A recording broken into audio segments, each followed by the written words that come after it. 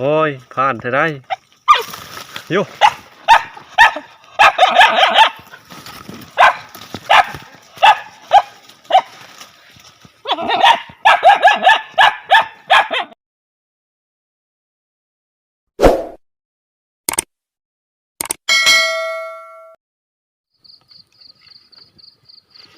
สบายดีทุกคนยามเช้าๆนะเมื่อนี้ครับมาได้ไปลัดเสาเอาตื่นลงมาแล้วเฝ้าบอน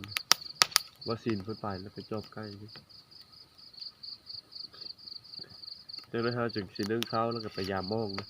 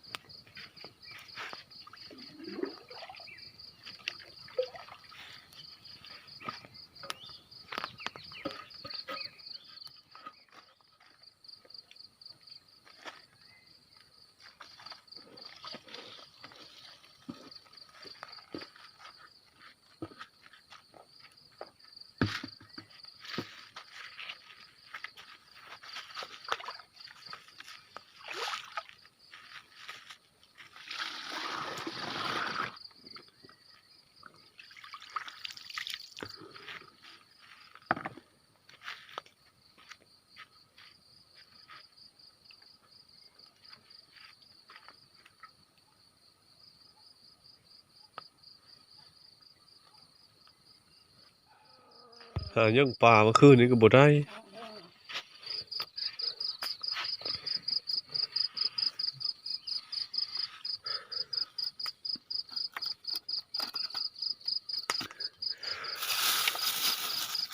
นะ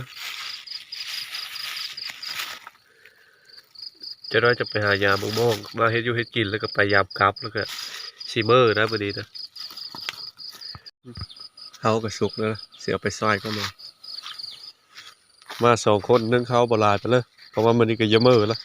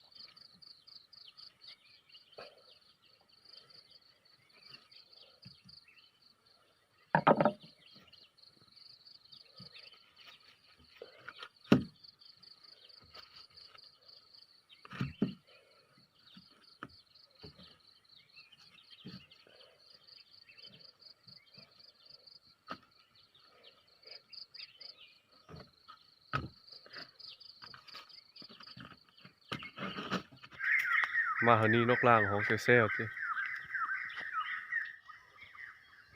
เสียงมองเขาอยู่เลยได้นกล่างในห้องเขาเซอร์บนเก้าเลยมองกับเสียงนี้เลยว่านเอาไปหาเยื่องป่าเมื่อคืนนี้แล้วมองไปเซอร์เลย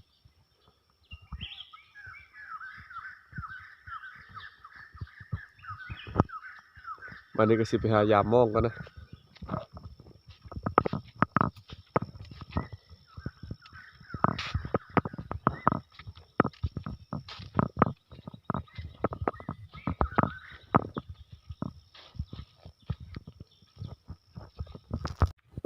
เขาเซอร์ไปนี่เมื่อวาน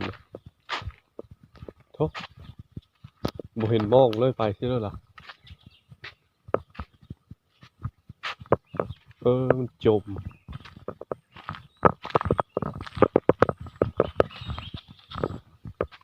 คืออีกวันนี้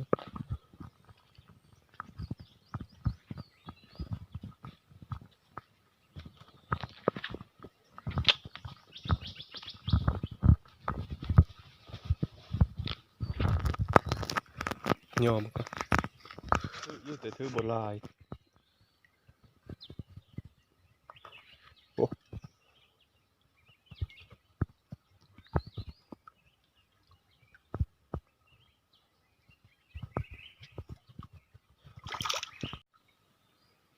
ถืออยู่มีแต่ปลาซิว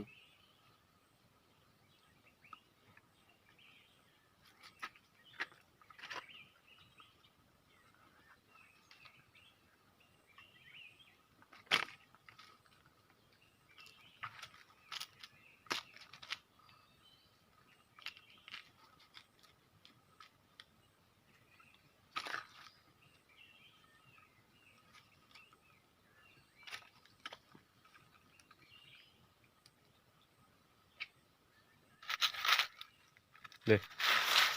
เอากระสีเมอร์โพสแล้วก็เฮ็ดอยู่เฮ็ดกินเลยนะบัดนี้ได้หลายกว่าเมื่อคืนนี่สิปลด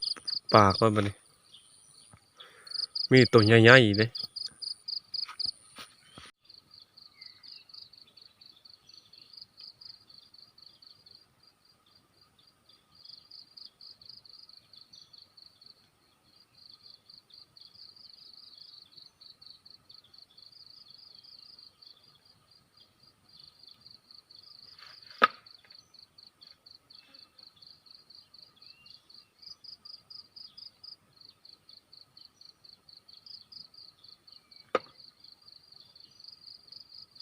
มองเขาก็ปลดแล้วล่ะมันนี่ก็สิได้เฮ็ดกินท่ามาสินนะเขาสิเอาเซอร์เบอร์พักเซอร์โฮซิเคอร์ให้มันหอมกองโฟมนี่ก็บ่ได้ถือมาเฮ็ดแนวอื่นเนาะเอาเซอร์เคิงมามันสบายมันบ่เฮออแต่รถเอาเซอร์นี้เอาเซอร์โทยเซอร์หม้อเซอร์ก็ซ้ำเซอร์เบิดก็ได้วันนี้เฮาสิเอาปลาก่อน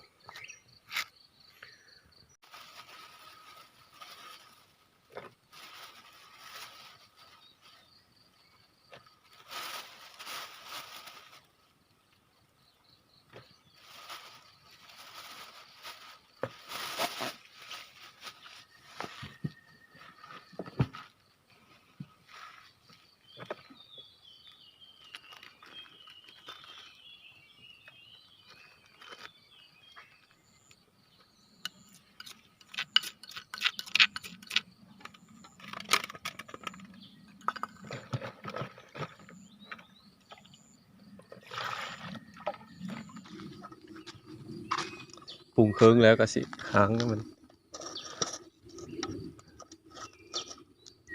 เอาไปเสิร์ฟน้ำลายเสิร์ฟพอมันสุกออกปลานะ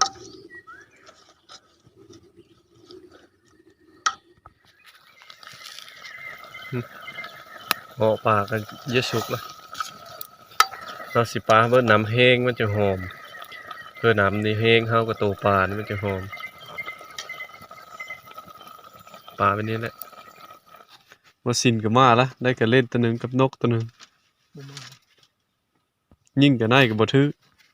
วันนี้เขาก็สิได้กินข้าวแล้วก็ไปหายามกลับกินปลาซิวคือเก้ากินอยู่ฟ้าโห้ยไปแล้วจะสบายสเคอร์ฮุบเทมมาเซอร์นี่พังโบพวกหอมอ๋อตัวเฮ้ยตุ่มยุ่ง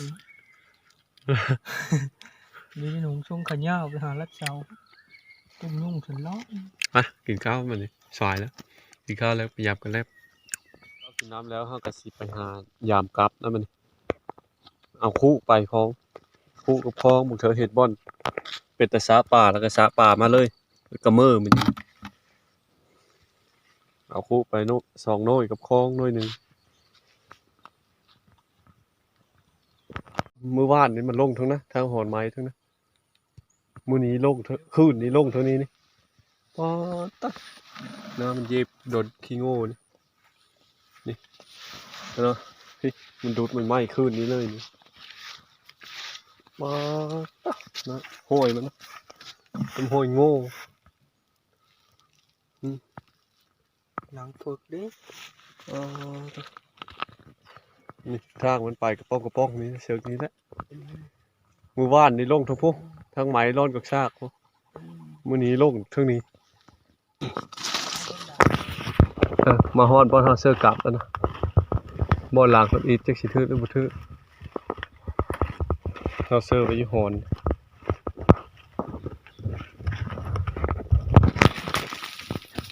โอ้บ่ทื่อซ้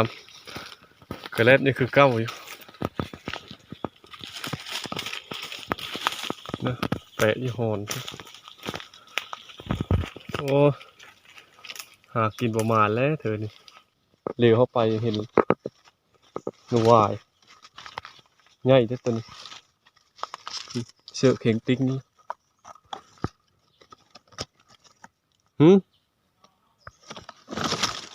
โอ้หมดตึกไปแล้วเด้ตัวใหญ่ได้นี่เสือเตอร์หอนปะทึเสือเป๊ะหัวปะทึ3 ตัวนี่มีเตอร์เสือเตอร์หอนจะหมด6 หลางได้3 ตัวโอ้ลุบแล้วว่านถ้าเสือเป๊ะหอนแต่จะทึปะทึแล้วท่านเห็นจ้ะ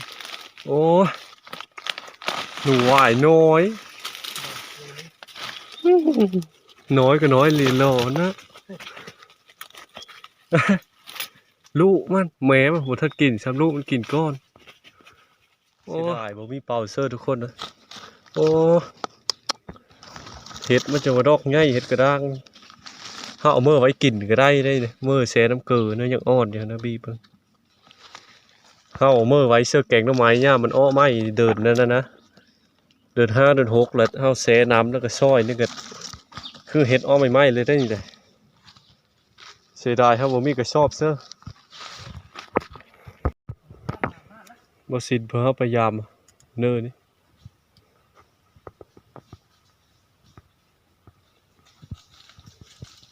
ไปเลยนะตัวใหญ่ใช่ว่าหมดโซ่ตัวเลย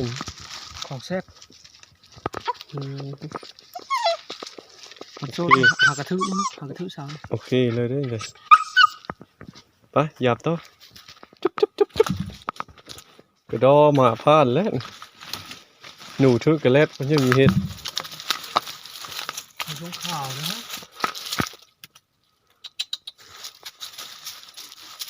หนูทึกข้าวแล้วอยู่ทำมันนี้ขึ้นช่วงข่าว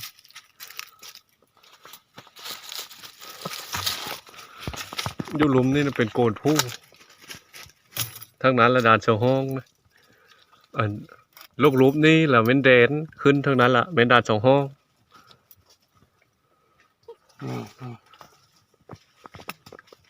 หนูวายแต่สงสัยคือสิบทันได้ตายยากของใดบทันตายลีนะยังติ่งล็อกเล็กเด็กโอ้ดีท้อมันบอกไฟยากอย่างเดียวนะ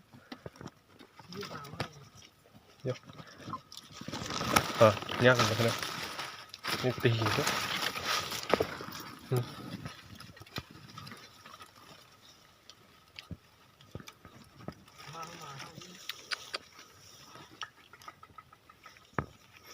โอ้ยผ่านเธอได้โย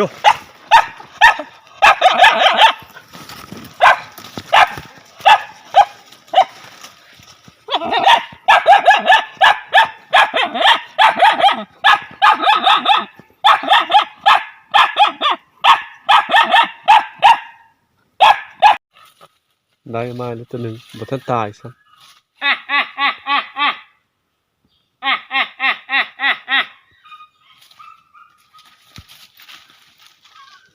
บทันตายซะตัวใหญ่เนาะกระเตมันหากระทึกนี่กระเตเอาหากินซ้ำเสาเจอชิเลโก้ปะมีกระตุกเสือ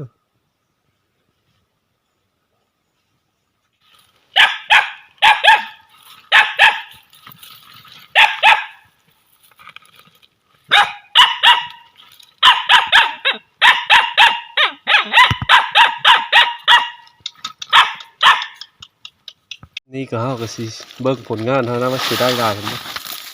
เด้สุดยอดนับเบิ่งดูเฮ้ย2 4อะไร3 4 5 6 7 8 9 10 11ตัวหนูวายได้ตัวใหญ่2 ตัวก็หันมีแต่หนูวายห้าม